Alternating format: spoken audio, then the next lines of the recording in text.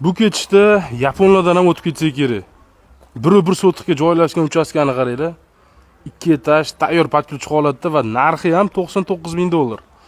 Ya'ni biz Sergeli Yangi Hayot Chortoq mahallasiga kelganmiz. Ko'rib turganimiz ikkita uchastkamiz qurilgan.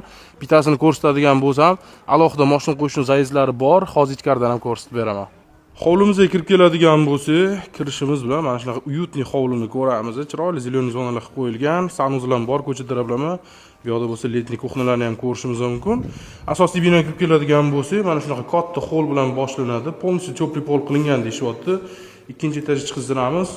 O'ng qo'lda zinani tagida umumiy sanuzil qo'rilgan bo'ladi. To'g'rida zal xolisili yotoqxona qo'rishinglar mumkin va uni yonginasida kuxnyani ko'ramiz, kattagina razmerda. Ikkinchi etajga chiqadigan bo'lsak, mana shunaqa xonalar ketma-ketligini ko'rishimiz mumkin.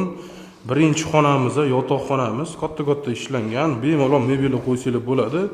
Bu yoqda ikkinchi xonamiz, как zal ko'rinishida, xolasizlar mehmonxona, xolasizlar yotoqxona qurish mumkin. Bu bizda 3-chi yotoqxonamiz bo'lyapti va ikkinchi etajda bitta umumiy sanuzil joylashgan.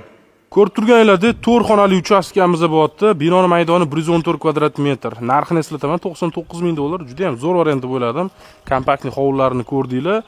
Orientir Toshkent indeksdan 500 metr o'tganimizda bo'ladi. Pastda mana shu joygalar nomerini qoldiramiz, bemalol savdolashib olsanglar bo'ladi.